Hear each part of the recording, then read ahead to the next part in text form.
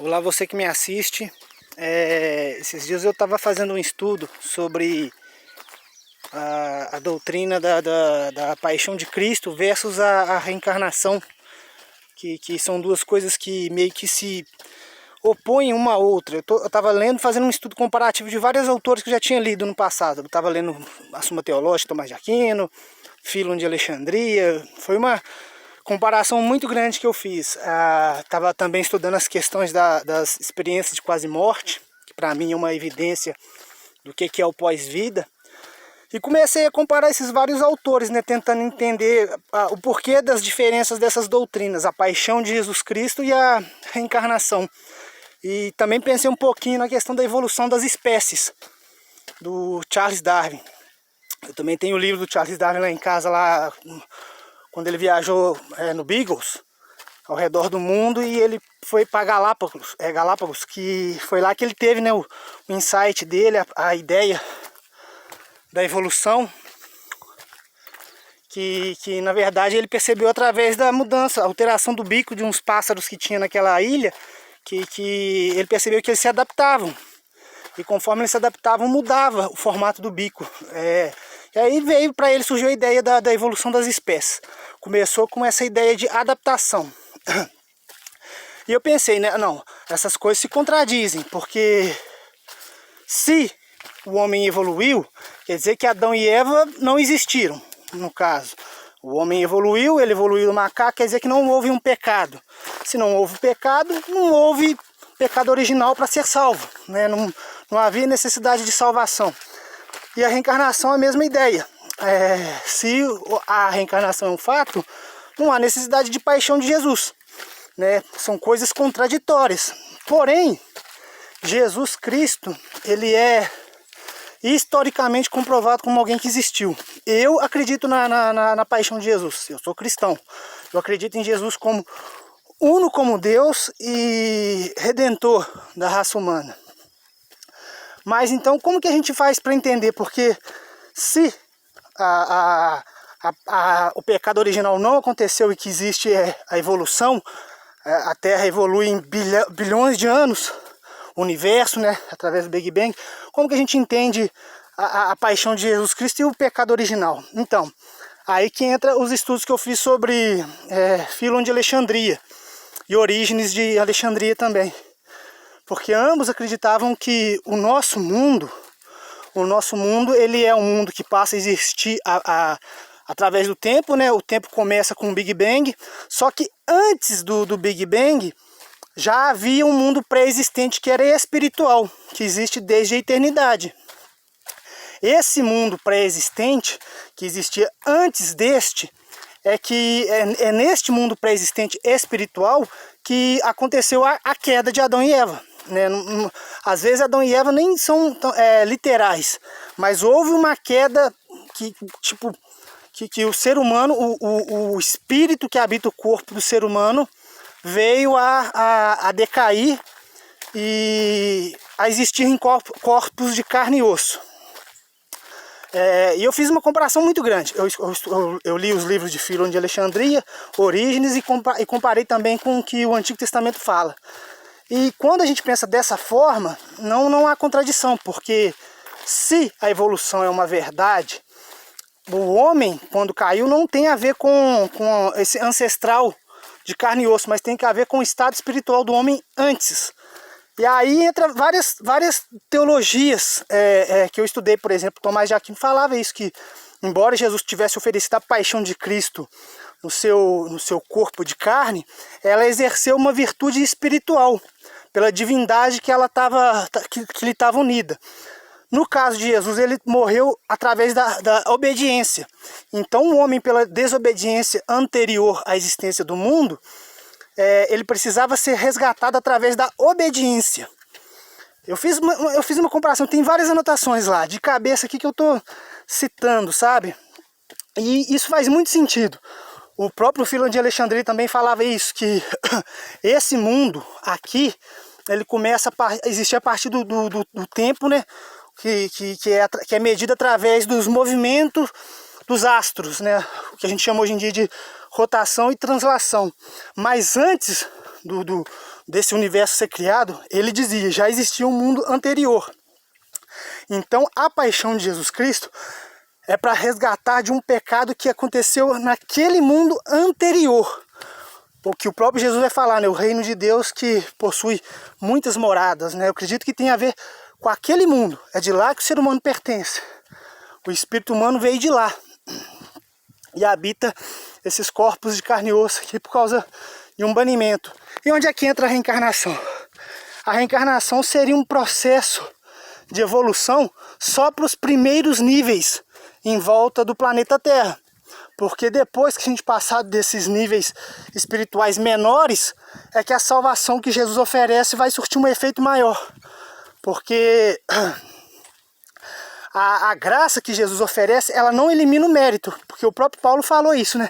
Que pela graça sois salvos, não é por obra que se glorie. Mas o mesmo Paulo falou que aqueles que abusam da liberdade que Jesus ofereceu para os prazeres carnais, né, eles estão pecando, porque o Jesus crucificou a carne.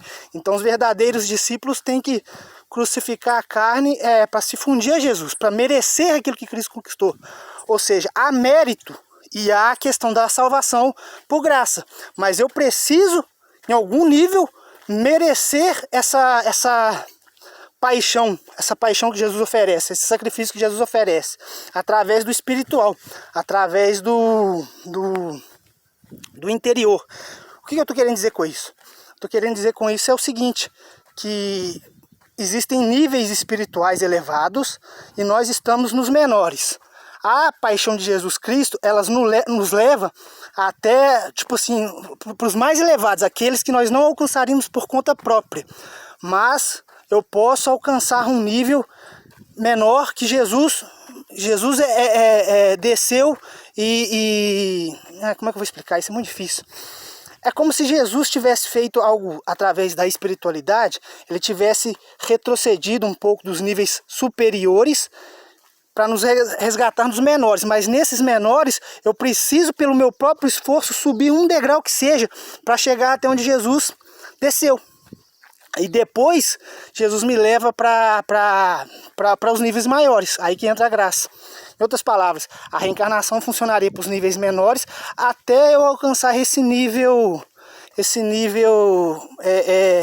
onde Jesus está, por mérito meu, e depois, dali para diante, não é mérito meu mais, é puro auxílio divino, é pura graça. Eu acredito que nesse ponto, se entender dessa forma, também não há contradição entre reencarnação e espiritismo, né? Entre reencarnação e paixão de Cristo, aliás, e também não entra contradição com aquela questão da evolução das espécies, porque houve uma queda, mas foi uma queda anterior ao tempo. E a graça versus reencarnação, a reencarnação só serviria para os níveis menores, porque a doutrina espírita fala, né, que a gente está nos níveis mais baixos. E ao mesmo tempo, dentro do cristianismo, a gente vê que é necessário sim merecer a paixão de Jesus. A gente não pode simplesmente pensar, já estou salvo, vou fazer tudo de errado.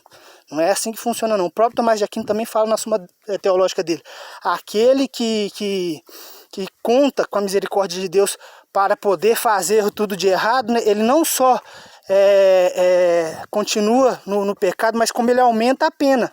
Porque você contar com a misericórdia de Deus para poder justificar os teus pecados e continuar pecando, não vai minimizar a coisa, vai aumentar a pena mesmo. A mesma coisa com a paixão de Cristo. Orígenes falava isso, que eu também preciso merecer a paixão, eu preciso merecer a graça que Jesus oferece. Ou seja, em algum nível eu tenho que alcançar o que Jesus ofereceu. E eu, por acreditar que o mundo espiritual é de níveis, eu acredito que se a gente entender dessa forma, não há contradição não. As duas doutrinas meio que se encontram em algum ponto. É um pensamento inicial, eu tenho muitas dessas citações lá, de vários autores que pensam dessa forma. Por exemplo, do Viktor Frankl e o Pinchas Lapide, que são dois judeus, eles também interpretam isso, que a questão do Gênesis não pode ser lida de forma literal. Aqueles 6 dias, por exemplo, não podem ser dias literais, são dias como se fossem etapas, porque o tempo de Deus é diferente. Então também, se entendermos dessa forma, a gente entende que a evolução é um processo que aconteceu e que aquela linguagem que Moisés usava era uma linguagem própria para aquele contexto. o que Tomás Aquino também fala. Tomás Aquino fala que aquele povo que Moisés falava era um povo muito rude. Então Moisés tinha que usar uma linguagem adequada para aquele povo. Por isso que os 6 dias não podem ser entendidos de forma literal. Ou seja, aquela literatura do Gênesis, ela é uma literatura que a gente tem que separar ela do literal e do símbolo, do simbólico. Os 6 dias seriam equivalentes a 6 etapas. Ou seja, a luz que Deus diz que fez no Gênesis lá, segundo Moisés, o próprio Aquino fala lá no tratado sobre os 6 dias, a luz seria uma luz espiritual. E eu interpreto essa luz espiritual como parte do mundo pré-existente, antes do tempo. E no 4º dia lá no Gênesis é que vai surgir, digamos, o universo físico, o sensível. Para que a gente entenda que antes desse mundo físico existia um mundo pré-existente. E nesse mundo pré-existente é que existiu o espírito humano feito à imagem e semelhança de Deus. E esse espírito à imagem e semelhança de Deus decaiu por algum erro, por algum sentimento oposto à perfeição de Deus. A perfeição de Deus, a gente ficou oposta a ela, a gente decaiu. Estamos em corpos físicos agora, tentando, digamos, nos religar àquilo que nós éramos antes da existência física. E Jesus nos oferece um tipo de salvação para esse mundo, um mundo muito mais além deste, sabe? E aqui esse mundo funciona a lei da reencarnação, até alcançar esse nível necessário. Mas e fica também uma passagem, né? Esse desejo de querer voltar, que às vezes está no instinto. Alguns dizem que o ser humano tem um instinto de querer voltar para Deus. Tomás de Aquino falava isso também, né? Que a felicidade última do homem é retornar para aquilo que foi o seu princípio. Ou seja, o princípio do ser humano foi Deus. O ser humano deseja voltar para Deus. E isso também se bate com um hino apócrifo que eu li, um hino da Pérola, que conta a história de um mercador que saiu da terra do seu pai, atrás de uma pérola. Procurem na internet, vocês vão achar hino da Pérola. E após muito tempo ele retorna com a tarefa concluída, depois de um período muito grande. Bem semelhante ao que Tomás Aquino fala, né? Que a felicidade última do homem é retornar para aquilo que é seu princípio. O homem quer voltar para Deus. E o retorno final só se dá através de Jesus Cristo. Porque, pelo que eu também andei estudando, Deus ele não para de criar, ele continua expandindo a obra dele. Então, se o homem se afastou e Deus continua se expandindo, significa que ele necessita de alguém que saia do infinito que está crescendo e volte para resgatar os que se atrasaram. É nisso que entra a questão de Jesus, porque Jesus é uno com Deus. Ele sai, digamos, Deus é infinito. Deus é infinito, ele já pertence ao todo, mas a obra espiritual de Deus se expande, ela cresce. Deus não para de criar, ele não está parado. Nisso concordam, por exemplo, a Origem de Alexandria e a doutrina espírita. Eles falavam isso, que Deus não para de criar até hoje. E a criação espiritual de Deus se expande, ela tem um limite, uma borda. Assim como o universo tem borda, a criação espiritual de Deus também tem borda. E se expande. O próprio Deus não, Deus é infinito, ele já é algo sem fim. Mas a criação espiritual dele, a multiplicidade de moradas, de níveis espirituais, continua se expandindo. Em comparação com o universo tem borda e se expande. Assim, o homem que era para estar nesse ponto limite da borda espiritual que cresce, se afastou. Ele necessita de alguém que saia da borda espiritual ou do infinito e resgate para levar de volta para lá, porque a gente está atrasado. A gente está tentando alcançar, mas aquilo não para de crescer, a gente jamais iria alcançar o final. Nisso também entra a questão de Jesus ser o Salvador. Ele sai daquele ponto final, ou do infinito junto com Deus, vem para cá, faz o ato de salvação e nos resgata. A gente, pela reencarnação, jamais alcançaria. A reencarnação seria só para os níveis iniciais dessa evolução que é infinita. E quando o homem atingir essa felicidade última que Tomás de Aquino falava, o ser humano vai poder auxiliar aqueles que estão lá atrás. O ser humano também é um espírito que chegará no final do seu estágio de crescimento, de evolução. E a partir desse limite, dessa borda espiritual, digamos assim, que se expande, o homem vai passar a alcançar aqueles que estão sendo feitos, os espíritos que estarão sendo feitos, que Deus, pelo que eu entendi, não para de criar, ele continua criando. Deus não está ocioso, não está parado. Nenhum animal fica parado, muito menos Deus. Então é mais ou menos isso. Eu tentei entender as diferenças das doutrinas de reencarnação, de evolução e de paixão de Cristo através desse ponto inicial, interpretando o Gênesis como alegórico, me baseando em vários historiadores, inclusive Orígenes, que é um teólogo antigo, e no Viktor Frankl, em Tomás de Aquino, no Pinchas Lapide, o livro que o Pinchas Lapide e o Viktor Frankl conversam, onde eles mencionam que o Gênesis não deve ser entendido como literal, acho que questionamento sobre Deus. E nessas interpretações do Gênesis ser simbólico, mas referindo-se a um mundo espiritual pré-existente antes do universo, você não encontra contradição nem na paixão de Cristo, nem na evolução, porque houve uma queda mais anterior ao tempo, e consequentemente você também não encontra diferenças na doutrina da reencarnação, porque ela demonstra que a gente alcança um nível apenas dessa escala espiritual, que é muito grande, não tem como a gente mensurar aqui agora. As escalas e os níveis a gente pode encontrar em alguns teólogos e também através dos relatos das experiências de quase morte, que servem aí como uma base para quem acredita nela, uma evidência dos tempos atuais. Mas no mais é só isso. Eu tenho várias anotações lá. Eu estou aqui resumindo, falando de cabeça, mas eu tenho todas essas citações de cada autor que me fez pensar dessa forma. Se você assistiu até agora, talvez futuramente eu traga algumas dessas citações. Mas se você assistiu até agora, obrigado, viu? Fique com Deus.